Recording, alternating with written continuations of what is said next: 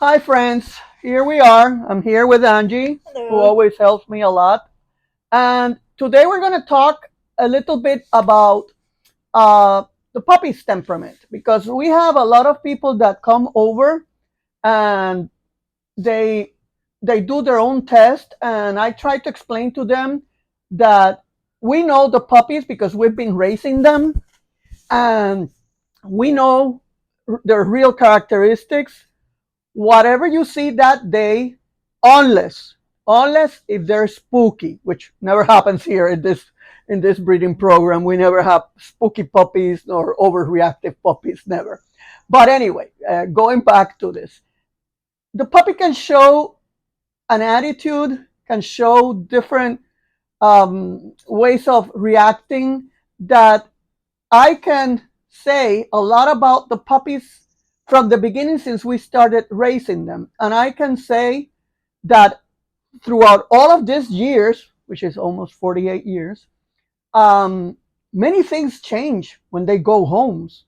When they go to their homes, what it seemed to be a very independent puppy here and didn't come to you. He was just playing around and doing his things and investigating. And yeah, you're there. I'll go over and I'll say hello, but I am not the one that's crazy all over you.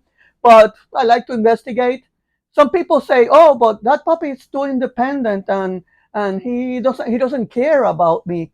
And I try to explain that the situation is completely different when he goes into a new environment. Then he's in a one-to-one family and meets his different home and has kids to play and toys, and everything changes.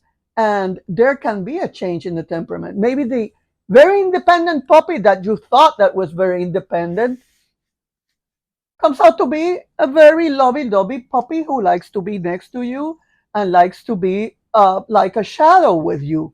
All of those things change, as well as when people come and they kneel down and call the puppies. Yes, the puppy do come, but if they see me, if they see her, if they see Chris, who's the one who takes care of them, they're going to run after any of all of us because we are the food suppliers. And some people can't understand that's the way they're going to be later with them, and that the puppy needs to bond. They don't bond immediately because they saw you and they ran up to you. That's not bonding. That's curiosity.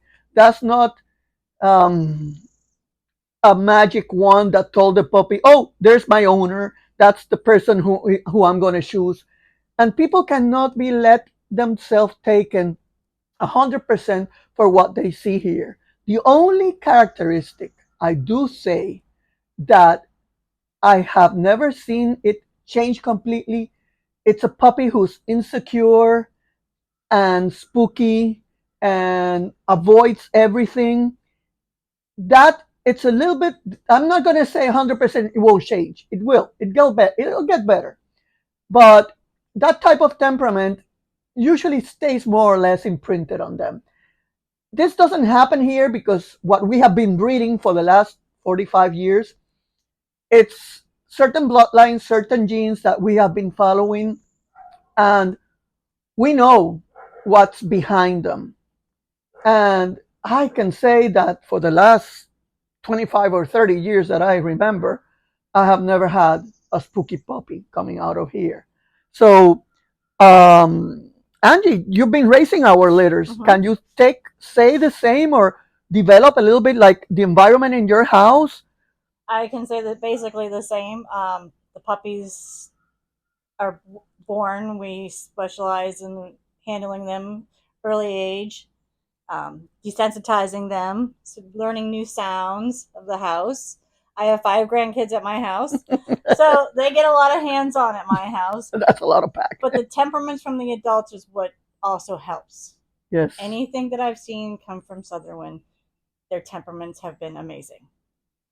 They social, they come up to you, they love you. It's the one of the best times. I mean, I have think I have 5 Southernwind dogs right now.